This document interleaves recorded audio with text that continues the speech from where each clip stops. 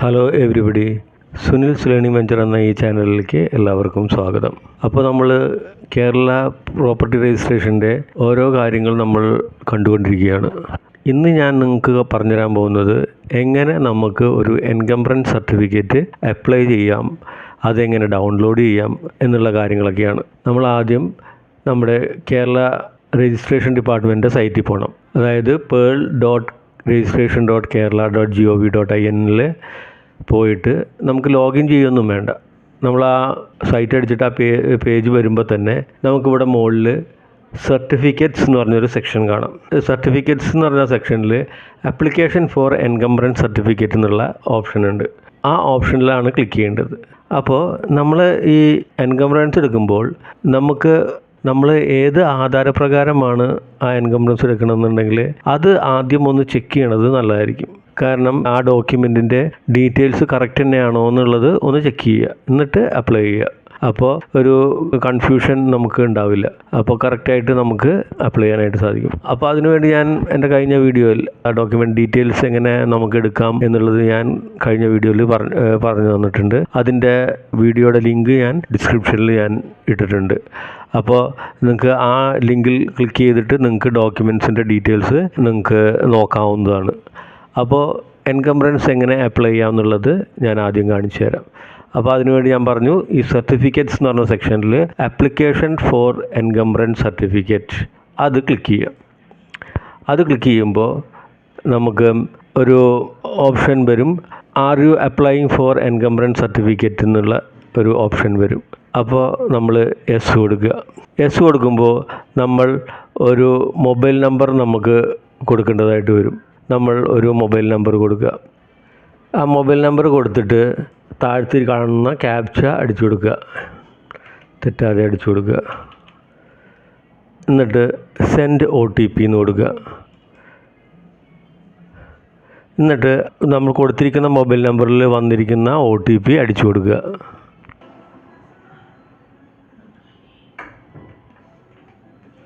അപ്പോൾ നമുക്ക് വന്നിരിക്കുന്ന OTP കൊടുത്തിട്ട് നമ്മൾ പ്രൊസീഡ് ചെയ്യുക. പ്രൊസീഡ് ചെയ്യുമ്പോൾ ഇങ്ങനത്തെ ഒരു പേജാണ് നമുക്ക് വരുന്നത്. അല്ല, ഈ ഫുൾ പേജ് നമ്മൾ ഫില്ല് ചെയ്യേണ്ട കാര്യങ്ങളൊക്കെ ഫില്ല് ചെയ്ത് കൊടുക്കണം.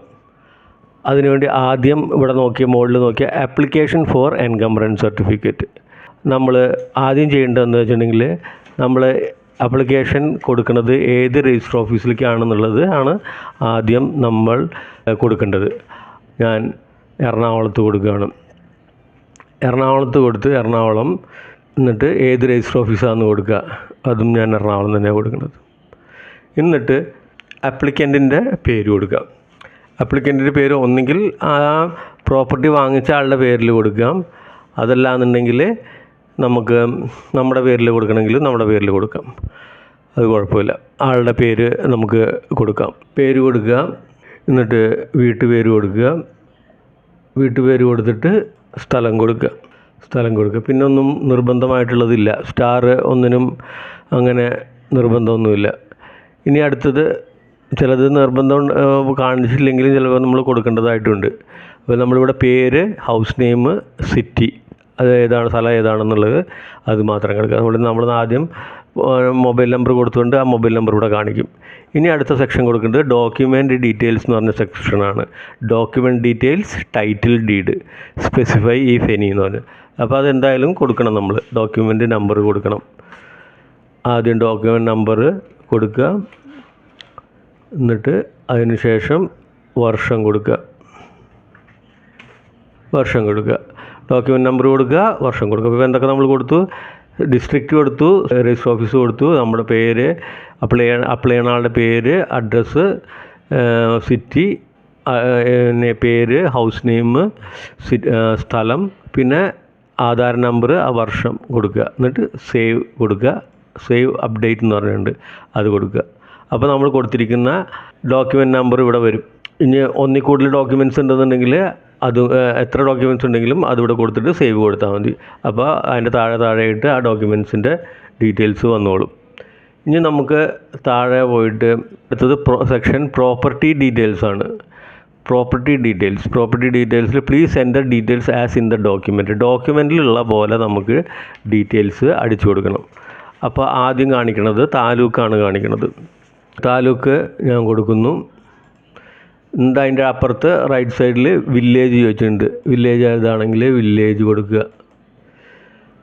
അപ്പം പിന്നെ ബ്ലോക്ക് ഉണ്ടെങ്കിൽ ബ്ലോക്ക് കൊടുക്കുക. റീസർവേ ആണെങ്കിൽ റീസർവേ കൊടുക്കുക. സർവേ ആണെങ്കിൽ ഓൾഡ് സർവേയുടെ അവിടെ കൊടുക്കുക. അപ്പോൾ ഇത് ഞാൻ എളംകുളമാണ് കൊടുത്തിരിക്കുന്നത്. അവിടെ റീസർവേ ഇല്ല, ഓൾഡ് സർവേ നമ്പറാണുള്ളത്. അപ്പോൾ അവിടെ സർവേ നമ്പർ കൊടുക്കുക. സബ് ഡിവിഷൻ കൊടുക്കുക. എന്നിട്ട് വിസ്തീർണം കൊടുക്കുക. ഇതിൽ നമ്മളിവിടെ കാണിക്കുന്നുണ്ട് ഹെക്ടർ 6 സ്ക്വയർ മീറ്റർ. അപ്പോൾ ഹെക്ടർ ആണെങ്കിൽ ഹെക്ടർ ആദ്യത്തെ കോളത്തിൽ കൊടുക്കുക, ആർസ് രണ്ടാമത്തെ കോളത്തിൽ കൊടുക്കുക, സ്ക്വയർ മീറ്റർ മൂന്നാമത്തെ കോളത്തിൽ കൊടുക്കുക. അപ്പോൾ ഇവിടെ എനിക്ക് ആർസാണ് കൊടുക്കാനുള്ളത്, 2 ആർസാണ് കൊടുക്കാനുള്ളത്. ബാക്കി സ്ക്വയർ മീറ്ററിൽ കൊടുക്കുക. 2 ആർസ് 428 സ്ക്വയർ മീറ്ററാണ് എൻ്റെ ഉള്ളത്. അപ്പോൾ അത് കൊടുക്കുക. ഇനി പ്രോപ്പർട്ടിയുടെ boundary of the property as per document പ്രകാരം ഉള്ള ബൗണ്ടറി കൊടുക്കുക. അപ്പോൾ ആ ബൗണ്ടറി നമ്മൾ അടിച്ചു കൊടുക്കുക. എന്നിട്ട് നമുക്ക് റിമാർക്സിൽ എന്തെങ്കിലും കൊടുക്കണമെന്നുണ്ടെങ്കിൽ അത് കൊടുക്കാം. കാരണം ഇനിയിപ്പോൾ ഫ്ലാറ്റിൻ്റെ ഒക്കെ ആണെന്നുണ്ടെങ്കിൽ അൺഡിവൈഡഡ് ഷെയർ ആയിരിക്കും. അപ്പോൾ ആ അൺഡിവൈഡഡ് ഷെയർ ഇവിടെ കൊടുക്കുക. നമ്മൾ അപ്ലൈ ചെയ്യുമ്പോൾ രജിസ്റ്റർ ഓഫീസിലേക്കാണ് പോകുന്നത്. അപ്പോൾ അവർക്ക് എന്തെങ്കിലും കാര്യങ്ങൾ മനസ്സിലാക്കാൻ വേണ്ടി നമുക്ക് പറയാനുണ്ടെന്നുണ്ടെങ്കിൽ അത് ഈ റിമാർക്കിൻ്റെ അകത്ത് ടൈപ്പ് ചെയ്ത് കൊടുക്കുക. എന്നിട്ട് സേവ് ബട്ടൺ ക്ലിക്ക് ചെയ്യുക. അപ്പോൾ എന്തൊക്കെ കൊടുത്തു? താലൂക്ക് കൊടുത്തു, വില്ലേജ് കൊടുത്തു, റീസർവേ ഉണ്ടെങ്കിൽ റീസർവേ കൊടുക്കണം, അതിൻ്റെ സബ് ഡിവിഷൻ കൊടുക്കണം, ഓൾഡ് സർവേ നമ്പേഴ്സ് കൊടുക്കണം, പിന്നെ എക്സ്റ്റെൻഡും കൊടുക്കണം. ഹെക്ടേഴ്സ് ആണെങ്കിൽ ആദ്യം ഹെക്ടേഴ്സ് കൊടുക്കുക, പിന്നെ ആർസ് കൊടുക്കുക, പിന്നെ സ്ക്വയർ മീറ്റർ കൊടുക്കുക, എന്നിട്ട് ബൗണ്ടറി കൊടുക്കുക. എന്നിട്ട് റിമാർക്സിൽ എന്തെങ്കിലും കൊടുക്കണമെന്നുണ്ടെങ്കിൽ അത് കൊടുത്തിട്ട് സേവ് ക്ലിക്ക് ചെയ്താൽ മതി. അപ്പോൾ സേവ് ക്ലിക്ക് ചെയ്യുമ്പോൾ നമ്മളുടെ പ്രോപ്പർട്ടി കൊടുത്തത് ഏത് വില്ലേജിലാണെന്നുള്ളത് കാണിക്കും, ഏത് സർവേ നമ്പർ, സബ് ഡിവിഷൻ, പിന്നെ നമ്മൾ കൊടുത്തിരുന്ന എക്സ്റ്റെൻഡ് കൊടുക്കും. മനസ്സിലായോ? അപ്പോൾ അത് കഴിഞ്ഞ് ഇനിയും പ്രോപ്പർട്ടി ഉണ്ടെന്നുണ്ടെങ്കിൽ അത് കൊടുക്കുക. ഇപ്പോൾ ഞാനൊരു അൺഡിവൈഡ് ഷെയർ ഉള്ളത് ഞാൻ കാണിച്ചു തരാം. അടുത്തത് താലൂക്ക് ഒരു പ്രാവശ്യം കൊടുത്തു കഴിഞ്ഞാൽ ഡിഫോൾട്ടായിട്ട് താലൂക്ക് അത് തന്നെ കാണിക്കും നമുക്ക്. മനസ്സിലായോ? അപ്പോൾ വില്ലേജ് കൊടുക്കുക.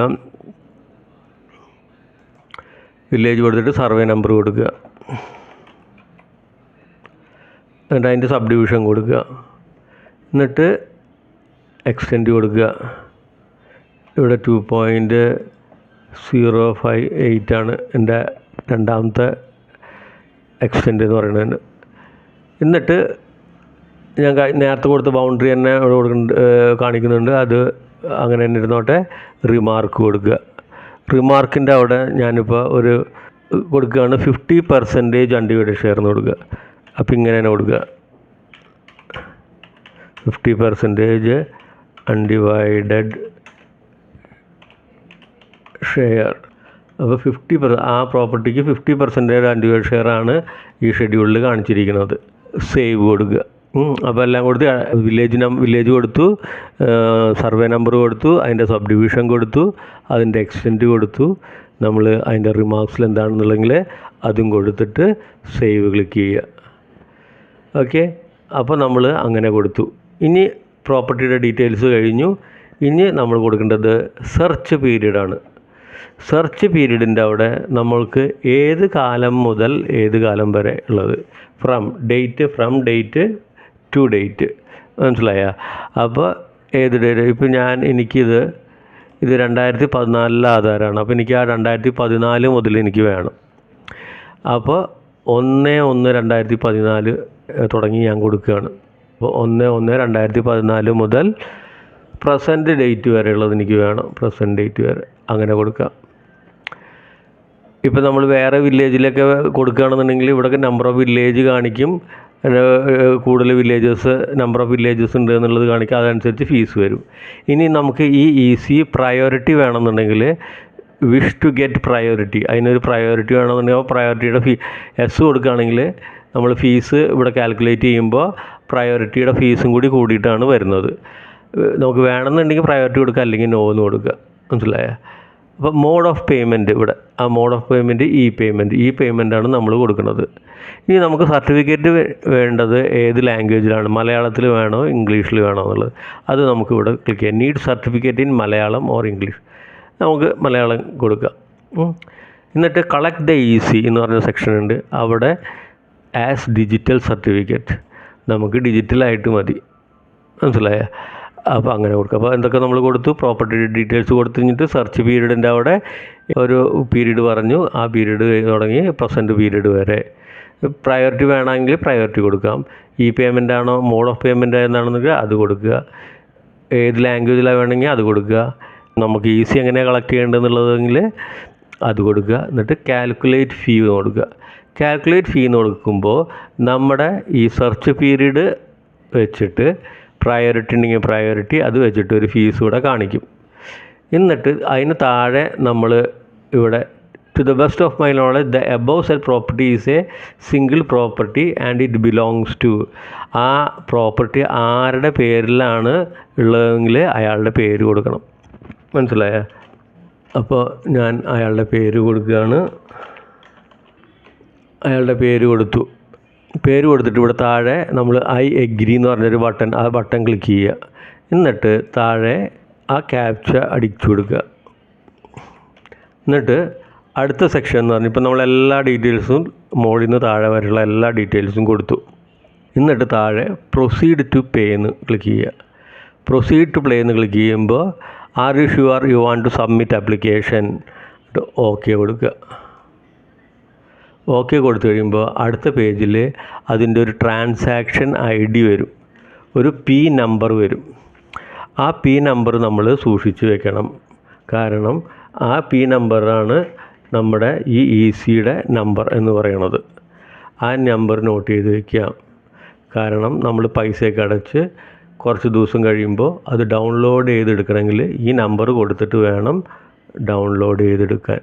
ഓക്കെ, അത് നോട്ട് ചെയ്ത് വയ്ക്കുക. എന്നിട്ട് നമുക്ക് ഇനി പേയ്മെൻറ്റ് നടത്താം. പേയ്മെൻറ്റ് കൊടുക്കാനായിട്ട് ദേ ഇവിടെ മേക്ക് പേയ്മെൻറ്റ് എന്ന് പറഞ്ഞ ബട്ടൺ ഉണ്ട്. ആ ബട്ടൺ ക്ലിക്ക് ചെയ്യുക. ആ ബട്ടൺ ക്ലിക്ക് ചെയ്യുമ്പോൾ ഇവിടെ നമ്മുടെ പേയ്മെൻറ്റ് ഡീറ്റെയിൽസ് കാണിക്കും. അത് നമ്മുടെ ട്രാൻസാക്ഷൻ ID, P നമ്പർ, ആ അപ്ലൈ ചെയ്ത ആളുടെ പേര്, അഡ്രസ്സ്, എൻകംബറൻസ് സർട്ടിഫിക്കറ്റ് ആണെന്നുള്ളത് കാണിക്കും. സബ് രജിസ്റ്റർ ഓഫീസിൽ ഏത് സബ് രജിസ്റ്റർ ഓഫീസിലേക്കാണെന്നുള്ളത് കാണിക്കും. എത്ര എമൗണ്ട് ആണെന്നുള്ളത് അത് കാണിക്കും. എന്നിട്ട് താഴെ നമ്മൾ പേ നൗ ക്ലിക്ക് ചെയ്യുക. പേ നൗ ക്ലിക്ക് ചെയ്യുമ്പോൾ നമുക്ക് പല മോഡ് ഓഫ് പേയ്മെൻറ്റ്സ് നമുക്കിവിടെ കാണിക്കും, മനസ്സിലായ? നമുക്ക് ഏത് പേയ്മെൻറ്റ് മെത്തേഡ് വേണമെന്നുണ്ടെങ്കിലും നമുക്ക് സെലക്ട് ചെയ്യാം. ഇപ്പോൾ ആദ്യം കാണിക്കുന്നത് നെറ്റ് ബാങ്കിങ് ആണ്. നമുക്ക് ഈ കാണുന്ന ബാങ്കുകളിലൊക്കെ നെറ്റ് ബാങ്കിങ് ഉണ്ടെങ്കിൽ അത് സെലക്ട് ചെയ്തിട്ട് നമുക്ക് കൊടുക്കാം. Federal bank, state bank of India, Canara bank, bank of Baroda, bank of India, അങ്ങനെ കുറേ ബാങ്കുകളുണ്ട്. ആ ബാങ്കുകളിലൊക്കെ നമുക്ക് നെറ്റ് ബാങ്കിങ് ഉണ്ടെങ്കിൽ അങ്ങനെ കൊടുക്കാം. അതല്ലാന്നുണ്ടെങ്കിൽ അടുത്ത സെക്ഷൻ എന്ന് പറയുന്നത് കാർഡ് പേയ്മെൻ്റ് ആണെങ്കിൽ കാർഡ് പേയ്മെൻറ്റ് ക്ലിക്ക് ചെയ്യാം. UPI ആണെങ്കിൽ UPI ക്ലിക്ക് ചെയ്തിട്ട് UPI ID കൊടുത്താൽ മതി. അങ്ങനെ അതർ ബാങ്ക്, വേറെ ബാങ്കിൻ്റെ നെറ്റ് ബാങ്കിങ് ആണെങ്കിൽ അങ്ങനെ കൊടുക്കാം. കോർപ്പറേറ്റ് ബാങ്കിങ്ങിൻ്റെ നെറ്റ് ബാങ്കിങ് ആണെങ്കിൽ അവിടെ കൊടുക്കാം. നമുക്കിപ്പോൾ ഞാൻ ഇവിടെ UPI ക്ലിക്ക് ചെയ്തിട്ട് കൊടുത്ത് കാണിച്ചു തരാം. UPI ക്ലിക്ക് ചെയ്തിട്ട് നമ്മൾ പ്രൊസീഡ് ടു പേ എന്ന് കൊടുക്കുകയാണ്. പ്രൊസീഡ് ടു പേ എന്ന് കൊടുത്തിട്ട് അപ്പോൾ അതിൻ്റെ ഒരു GRN നമ്പർ കാണിക്കും. അത് നോട്ട് ചെയ്യണമെന്നില്ല. ഓക്കെ കൊടുക്കുക. ഓക്കെ കൊടുത്തു കഴിയുമ്പോൾ നമുക്കിവിടെ നമ്മുടെ UPI അഡ്രസ്സ് അടിക്കാനുള്ള അവിടെ ക്ലിക്ക് ചെയ്യേണ്ടി വരും. അവിടെ ക്ലിക്ക് ചെയ്യുമ്പോൾ നമുക്ക് UPI അഡ്രസ്സ് കൊടുക്കാം നമുക്ക്. അപ്പോൾ ഞാൻ ഇതിൻ്റെ UPI അഡ്രസ്സ് കൊടുക്കുകയാണ്. ഞാൻ UPI അഡ്രസ്സ് കൊടുത്തു, കണ്ടിന്യൂ കൊടുക്കുകയാണ്. അപ്പോൾ ഈ കണ്ടിന്യൂ കൊടുക്കുന്ന നേരം എൻ്റെ മൊബൈലിലേക്ക് ഒരു റിക്വസ്റ്റ് വരും, അത്രയും പേയ്മെൻറ്റ് അടയ്ക്കാനായിട്ടുള്ളത്. അപ്പോൾ ഞാൻ എൻ്റെ മൊബൈലിൽ പേ കൊടുത്തിട്ട് ഞാൻ ആ പേയ്മെൻറ്റ് നടത്തണം. ഇപ്പോൾ ഞാൻ കൊടുത്തു കഴിഞ്ഞു. അപ്പോൾ ഇപ്പോൾ പൈസ അടച്ചതിൻ്റെ ഒരു ഇത് നിങ്ങൾക്ക് സ്ക്രീനിൽ കാണാനായിട്ട് സാധിക്കും. കണ്ടോ? അത് പോയിട്ട് അടുത്ത പേജ് പേയ്മെൻറ്റ് കളക്റ്റഡ് സക്സസ്ഫുള്ളി എന്ന് പറഞ്ഞിട്ട് ആ പേജ് വരും. പേയ്മെൻറ്റ് ചെയ്ത ആ റെസീറ്റ് നമുക്ക് ഇവിടെ കാണാനായിട്ട് സാധിക്കും. ഞാൻ പറഞ്ഞ പോലെ ആ നമ്പർ നമ്മൾ നോട്ട് ചെയ്ത് വയ്ക്കുക. ഇങ്ങനെയാണ് നമ്മൾ ഒരു EC അപ്ലൈ ചെയ്യണത്. അപ്പോൾ ഞാൻ EC അപ്ലൈ ചെയ്ത് ഞാൻ കാണിച്ചു തന്നു. ഇനി അടുത്ത് നമുക്ക് നോക്കാം എങ്ങനെ EC റെഡി ആയത് ഡൗൺലോഡ് ചെയ്യാം. ഞാൻ പഴയ സ്ക്രീനിലേക്ക് പോവുകയാണ്. നമ്മുടെ രജിസ്ട്രേഷൻ്റെ സൈറ്റ് എടുത്തിട്ട് നമുക്ക് ഈ ഡൗൺലോഡ് ചെയ്യണേക്കാൾ മുമ്പ് ECയുടെ പല സ്റ്റേജസ് ഉണ്ട് നമുക്ക്. അപ്പം നമ്മൾ അതിൻ്റെ സ്റ്റാറ്റസ് എന്താണെന്ന് അറിയാനായിട്ട് നമ്മൾ ഇവിടെ നമ്മുടെ രജിസ്ട്രേഷൻ സൈറ്റിൽ തന്നെ ഈസി അപ്ലൈ ചെയ്തതിൻ്റെ റൈറ്റ് സൈഡിലേക്ക് കുറച്ചും കൂടി നീങ്ങുമ്പോൾ ഒരു യെല്ലോ കളറിൽ ആപ്ലിക്കേഷൻ സ്റ്റാറ്റസ് ഡൗൺലോഡ് എന്ന് പറഞ്ഞൊരു ബട്ടൺ ഉണ്ട്. ആ ബട്ടൺ ക്ലിക്ക് ചെയ്യുക. ആ ബട്ടൺ ക്ലിക്ക് ചെയ്യുമ്പോൾ നമുക്ക് സ്റ്റാറ്റസ്, ഈസിയുടെ സ്റ്റാറ്റസ് അറിയാൻ വേണ്ടിയിട്ടുള്ളത് അതിൻ്റെ ട്രാൻസാക്ഷൻ ID ചോദിക്കുന്നുണ്ട്. മനസ്സിലായോ? അപ്പോൾ നമുക്ക് ട്രാൻസാക്ഷൻ ID നമുക്ക് അടിച്ചു കൊടുക്കാം. ഏത് ECD ആണോ ട്രാൻസാക്ഷൻ ID വേണ്ടതെന്നുള്ളതെങ്കിൽ ആ ട്രാൻസാക്ഷൻ ID നമ്മൾ അടിച്ചു കൊടുക്കുക. അപ്പോൾ ഞാൻ കൊടുക്കുകയാണ്. നമ്മുടെ നമ്പർ പി നമ്പർ കൊടുത്തു. അതിൻ്റെ താഴെയുള്ള ക്യാപ്ച അടിച്ചു കൊടുത്തു. ഞാനെടുത്ത് താഴെ ചെക്ക് സ്റ്റാറ്റസ് എന്ന് കൊടുക്കുകയാണ്. ചെക്ക് സ്റ്റാറ്റസ് എന്ന് കൊടുക്കുമ്പോൾ ഇങ്ങനെ റെഡ് കളറിൽ എഴുതി വെച്ചിരിക്കുന്നത് കാണാം.